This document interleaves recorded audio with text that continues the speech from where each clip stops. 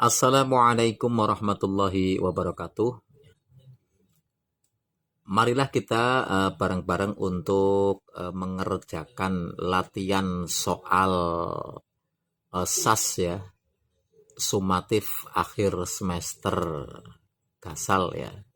Ini untuk mata pelajaran fikih kelas 8. Baik, langsung saja ya. Nomor 1. Hasim sedang mengerjakan sholat, tiba-tiba teringat bahwa bilangan rokaat yang dikerjakannya lebih. Sebaiknya Hasim melaksanakan sujud sahwi titik-titik ya. Ini mula-mula biar kita lebih fokus mengerjakan soal, bolehlah soal ini kita coret-coret dikit ya. Jadi di sini Hasim sedang mengerjakan sholat, tiba-tiba teringat bahwa bilangan rokaat itu dikerjakan lebih. Nah, berarti kan larinya kita langsung mengarah kepada sujud sahwi ya, sujud sahwi. Nah, pertanyaannya di sini adalah Hasim melaksanakan sujud sahwinya itu kapan? Nah, di sini ada yang pertama sebelum takbir enggak mungkin. Nah, kalau enggak mungkin kita silang aja ya. Setelah takbir enggak juga, kita silang ya. Nah, setelah salam sama sebelum salam ini memungkinkan semua. Nah, di sini kita kan bingung nih. Setelah salam ataukah sebelum salam. Nah, kita lihat di dalam pertanyaannya ya, Hasim sedang mengerjakan sholat. Kalau sedang berarti sebelum salam, maka jawaban yang tepat adalah sebelum salam, adalah D misalnya begitu ya. Lanjut ya. Yang nomor 2 ya, hukum melakukan sujud tilawah yaitu titik-titik. Nah, kalau ini modelnya kita menghafal ya, kita menghafal artinya menghafal bahwa sujud tilawah tentu ini hukumnya adalah sunnah ya, seperti itu. Nah, ini soal nomor 3 nih, butuh mikir dikit ya. Perhatikan pernyataan berikut. 1. Lupa kelebihan rokaat sholat. 2. Mendapatkan nikmat yang luar biasa, mendengarkan ayat saja dan seterusnya. Ini kalau bisa, kalau ada paparan seperti ini, mendingan kita langsung baca pertanyaannya ya.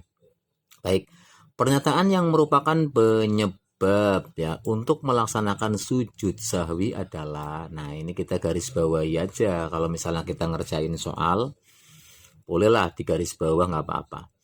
Biar lebih fokus gitu. Berarti pertanyaannya adalah penyebab sujud sahwi. Nah, kita lihat di sini. 1. Lupa kelebihan rokaat sholat, ini ya masuk ya. Kita contang aja. Centang ya. 2. Mendapatkan nikmat yang luar biasa. Ini enggak, karena ini enggak ada hubungannya dengan sholat ya. Mendengarkan ayat-ayat sajdah, ini juga tidak ada hubungannya dengan sholat. Jangan kita centang ya. Lupa tidak melaksanakan salah satu dari rukun sholat. Nah ini kita centang nih, kita centang. Lupa kekurangan jumlah rakaat sholat, nih lihat kita centang juga.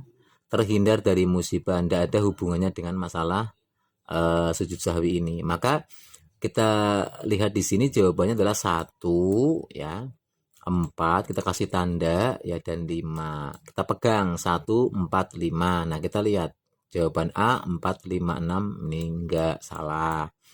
1, 2, 3 salah juga ya. 2, 3, 4 salah. Nah, di sini ada 1, 4, 5, maka jawabannya adalah D. Jadi fokus aja ya, ketika nggarap soal itu fokus aja. Masuk ke nomor 4 ya. Nomor 4 di sini ya. Amin sedang melaksanakan sholat berjamaah di masjid. Pada rakaat kedua, Amin mendengarkan bacaan ayat sajdah yang dibaca oleh imamnya. Setelah ayat sajdah selesai dibacakan maka Amin melakukan sujud apa ya? Sini adalah mendengarkan bacaan ayat sajdah. Ini tentu langsung ya, bisa dilarikan ke arah sujud tilawah ya, sahwi enggak ya, tilawah masuk, syukur tidak ya, sajdah juga tidak, enggak ada sujud sajdah. Maka jawabannya adalah B, seperti itu. Jadi ini latihan latihan garap soal yang lebih terarah seperti itu ya. Masuk ke nomor 5 ya. Sujud sebagai rasa syukur karena mendapat kebahagiaan.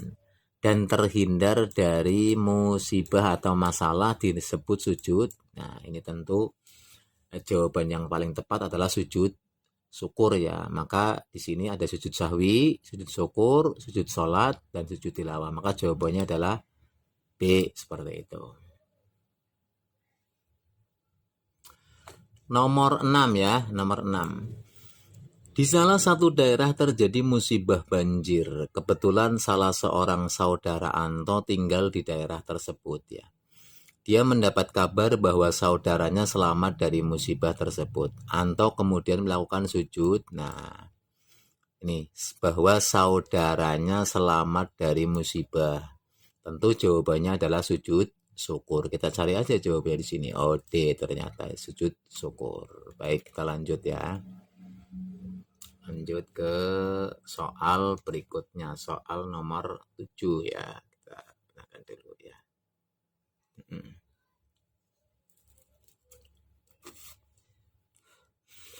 Soal nomor 7, Abu Bakar pernah melakukan sujud syukur ketika mendengar kematian A. Musalamah al-Kadzab, B. Abu Jalal ya, C. Hamdan, D. Zat Saudiyah. Ini tentu sifatnya menghafal ya. Jadi kita lihat dalam materi, memang Abu Bakar pernah melakukan sujud syukur ketika Nabi palsu Musalamah al-Kadzab ini meninggal dunia, seperti itu ya. Kita perbesar dikit. Nah, udah. Lanjut nomor 8. Sujud sahwi dilakukan setelah titik-titik ya. A. Ruku, B. Sujud, C. Tasyahud awal, D. Tasyahud akhir. Ini sebelum salam berarti tentunya adalah tasyahud akhir. Berarti jawabannya adalah D ya. Lanjut nomor 9. Sujud tilawah dilakukan karena membaca atau mendengarkan. Nah, ini juga sifatnya menghafal. Tentu sujud tilawah itu dilakukan karena kita mendengarkan atau membaca ayat-ayat sajdah. Berarti jawabannya adalah C ya. 9 sudah, 8, 7. Sekarang nomor 10 ya. Mengeluarkan sebagian harta yang telah mencapai nisab dan haul disebut titik-titik. Di sini ada sodako, infak, zakat mal, zakat fitrah. Nah, kalau mengeluarkan sebagian harta yang telah mencapai nisab, sodako tidak mungkin. Infak juga masuk zakat mal atau zakat fitrah nih. Nah, maka jawabannya adalah zakat mal. Karena zakat fitrah dilakukan hanya dalam ketika hari raya Idul Fitri. Baik, kita lanjut untuk soal nomor 11 ya. Segala sesuatu yang harus ada ketika seseorang melaksanakan zakat disebut dengan titik-titik ya. Ini kita garis bawah harus ada ketika zakat. Berarti kan kalau harus ada ini berarti wajib. Maka jawaban yang tepat adalah syarat wajib zakat, rukun zakat, syarat sah zakat, syarat rukun zakat. Segala sesuatu yang harus ada ketika seseorang melaksanakan zakat ya. Berarti ini maksudnya pada rukun zakat yang harus ada ya. Seperti itu. Oke, nomor 13 ya. Nomor 13. Baik, ini ya. Keluarga Haji Sulaiman sebanyak 11 orang, maka zakat fitrah yang harus dikeluarkan sebanyak ya. Jadi 11 orang kali 2,5 kilogram ya. Ini hasilnya adalah 27,5 kilogram beras ya. Ini berarti mungkin ini salah ya. Jadi harus kilogram. Oke. Lanjut untuk soal nomor 14 ya. Waktu yang paling afdol untuk mengeluarkan zakat fitrah adalah A. Sesudah sholat Idul Fitri, B. Mulai awal hingga tamat Ramadan, C. Sesudah sholat subuh sebelum sholat Idul Fitri ya. D. Sejak terbenam matahari pada penghabisan bulan Ramadan. Kalau bicara waktu yang paling afdol adalah sesudah sholat subuh dan sebelum sholat Idul Fitri. Ini seperti itu ya. Lanjut untuk soal nomor 15 ya.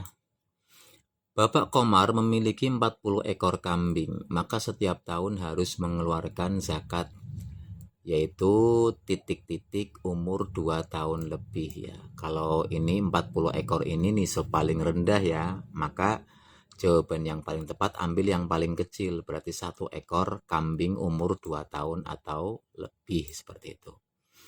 Kemudian lanjut nomor 16 ya. Besarnya zakat emas yang harus dikeluarkan adalah, ini sama kayak harta perniagaan juga ya, untuk emas perak itu zakat yang dikeluarkan adalah 2,5% ya. Baik. Nomor 17 ya, zakat pertanian dikeluarkan jika panen mencapai 5 wasak atau setara dengan 5 wasak ya. Ini jawabannya adalah 750 kg ya. Kemudian nomor 18, untuk nomor 18 ya. Berikut adalah syarat ya, syarat mengeluarkan zakat ya. Zakat mal atau zakat harta kecuali harus berupa emas. Ini tidak ya. Ini mungkin jawabannya ya. Islam ya, milik sendiri ya, sudah mencapai nisab ya, maka yang harus berupa emas ini bukan harus ya, karena zakat selain emas juga ada yang wajib dikeluarkan. Baik, lanjut nomor 19 ya. Lanjut nomor 19, mustahik zakat telah disebutkan secara jelas dalam Al-Quran ya. Orang yang berhak menerima zakat ya, atau mustahik zakat ini tercantum dalam surah apa ini, sifatnya menghafal ya. Ini yang betul surat At-Taubah ayat 60, berarti jawabannya adalah A ya.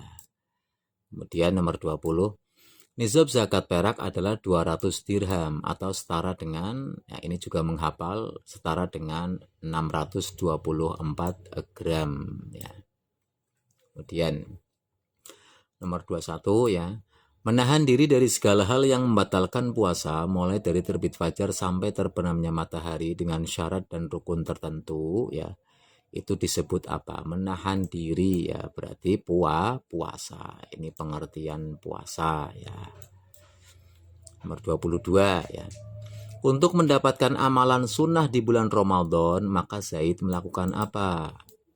Niat, memperbanyak sedekah, bersiwak, berbekam. Yang betul adalah memperbanyak sedekah. Ini nomor 22. Contoh soal nomor 23 ya. Pada saat menentukan awal dan akhir Ramadan ada 3 cara ya. Di bawah ini yang tidak termasuk cara, tidak berarti kecuali untuk menentukannya. 1 mizan, B istikmal, ru'yatul hilal, dan hisab. Ini yang enggak mizan ya, mizan itu ini menimbang ya, timbangan seperti itu. Nomor 24 ya. Diperbolehkannya orang yang tidak berpuasa ya adalah orang yang uzur ya. Ini uzur. Sebaliknya orang yang mampu berpuasa maka wajib baginya melakukan puasa. Dalam Islam yang tidak berlaku hukum rukhsah atau keringanan bagi titik-titik. Orang yang sakit ini rukhsah. Orang yang dalam perjalanan rukhsah juga. Orang yang tidak sahur ini bukan rukhsah ya. Dan orang yang sudah tua ini termasuk rukhsah. Maka jawabannya adalah C, seperti itu ya. Nomor 25 ya. Supardi melaksanakan puasa untuk memenuhi janjinya selama 3 hari ya. Hal ini disebut jadi puasa untuk memenuhi janji, puasa karena janji. Ini namanya puasa nadar ya, berarti B ya. Puasa untuk memenuhi janji. 26 ya. Hukum puasa nadar adalah wajib, sedangkan melaksanakannya adalah yang hukum puasanya wajib, maka melaksanakannya juga hukumnya wajib. D ya. Kemudian ya, lanjut nomor 27 ya. Berpuasa di bulan Ramadan kemudian diiringi dengan puasa 6 hari di bulan Syawal, ini sangat bagus ya. Itu bagaikan dia berpuasa 36 hari setahun penuh, sepanjang tahun, sebulan ditambah 6 hari. Yang betul adalah sepanjang tahun, seperti itu. Lanjut nomor 28 ya. Seorang anak yang belum balik tidak wajib berpuasa ya. Akan tetapi mengajarkan anak berpuasa sejak dini adalah merupakan upaya pembiasaan yang baik ya. Walaupun belum wajib ya. Anak kecil belum berkewajiban melaksanakan puasa karena belum memenuhi rukun, apa syarat, apa kewajiban, apa sunnah. Yang betul adalah syarat kewajiban syarat sah atau kewajiban puasa ya. Yang betul adalah kewajiban puasa, belum memenuhi kewajiban puasa. Kalau syarat sah, sah. Anak kecil, walaupun anak kecil, kalau betul puasanya tetap sah. Nomor 29 ya. Niat puasa yang akan dilakukan harus dimulai dengan niat karena Allah ya, untuk puasa wajib ya. Niat harus dilakukan pada malam hari untuk puasa yang wajib ini. Sebelum terbit fajar. Niat adalah termasuk titik-titik puasa. Yang jelas ini adalah rukun ya, rukun puasa. Lanjut ya. Rukun puasa ya. 36 ya. 38 ya. Ulama yang berpendapat i'tikaf harus dilaksanakan di masjid jami atau di masjid yang digunakan untuk sholat Jumat adalah ulama siapa ya? Yang ini adalah pendapatnya Imam Syafi'i ya. Nomor 39 ya. Di bawah ini yang termasuk syarat ketika melaksanakan i'tikaf adalah syaratnya ya. Suci, mumayyiz, tertib, dan ikhlas.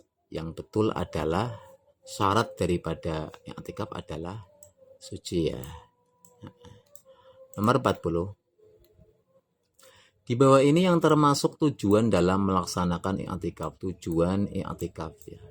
A. Mendekatkan diri kepada Allah, mendekatkan diri dengan tempat sholat, menjauhkan diri dari Allah, menimbulkan kemaksiatan adalah mendekatkan diri kepada Allah Subhanahu wa Ta'ala. Nah, inilah soal multiple choice atau pilihan ganda yang harus dijawab ya. Adapun untuk soal uraian bisa dilihat di materi untuk dipahami ya. Terima kasih. Wallahu a'lam bishawab. Wassalamualaikum warahmatullahi wabarakatuh.